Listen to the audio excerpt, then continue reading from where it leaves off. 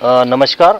आज हम उपस्थित हैं कृषि विज्ञान केंद्र सीहोर में और हमारे साथ में कृषि वैज्ञानिक पौध संरक्षण श्री दीपक कुशवाहा सर उपस्थित है। और आज जो मक्का की फसल में बहुत बड़ी समस्या आती है कि जो ऊपर का ये जो भाग है सूख जाता है और उसमें जो कीड़ा रहता है फॉल आर्मी वर्म, उसका कैसे क्या लक्षण होता है और किसान भाई उसका क्या प्रबंधन, क्या नियंत्रण के लिए क्या उपाय करें, वो आज हम सर से जानना चाहेंगे। नमस्कार किसान भाइयों, मैं दीपक कुशवाहा, वैज्ञानिक पौध संरक्षण कृषि विज्ञान केंद्र सीहोर से।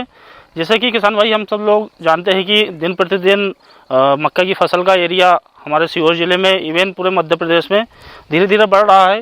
लेकिन मक्का की फसल में जो मुख्य रूप से जो कीट है वो फॉल आर्मी वर्म के द्वारा अत्यधिक प्रकोप वगैरह देखने को मिल रहा है। इसी के साथ साथ हम देखेंगे कि जो फॉल आर्मी वर्म है उसकी जो इल्ली होती है वो लगभग 15 मिलीमीटर तक होती है और जिसका मुंह जो होता है वो बिल्कुल लाल कलर का होता है। साइड में मुंह के पीछे वाला जो पोर्शन होता है उसके ऊपर 2 काले धब्बे वगैरह बने होते हैं। इस इल्ली को हम जब भी मक्का की फसल को चीर के देखेंगे जहाँ पे उसका डैमेज है तो उसकी पुंगी जो होती है उसके अंदर वो बैठी रहती है और पुंगी के अंदर ही वो खाती रहती है।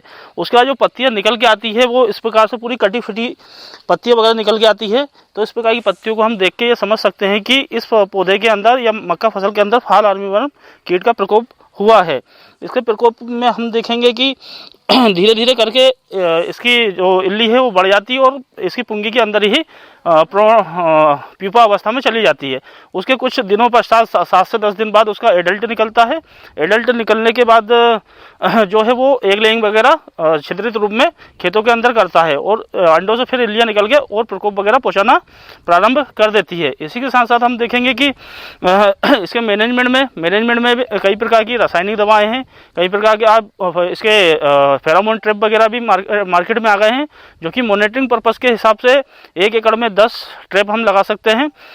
इसका जो ल्यूर होता है वो फॉल आर्मी वर्म ल्यूर करके मार्केट में मिलता है, तो उसके ट्रैप के द्वारा भी इसकी मॉनिटरिंग एवं प्रबंधन किया जा सकता है। साथ ही साथ अत्यधिक प्रकोप होने पर रासायनिक कीटनाशकों का उपयोग कर सकते हैं। रासायनिक कीटनाशकों में भी जो पूर्व मिश्रित कीटनाशक है जैसा एमामेक्टिन बेंजोएट प्लस नोवल ल्यूरोन आता है, इसकी 250 ml मात्रा प्रति एकड़ के मान से 100 से 150 लीटर पानी में घोल बनाकर छिड़काव करने से इसका निदान किया जा सकता है।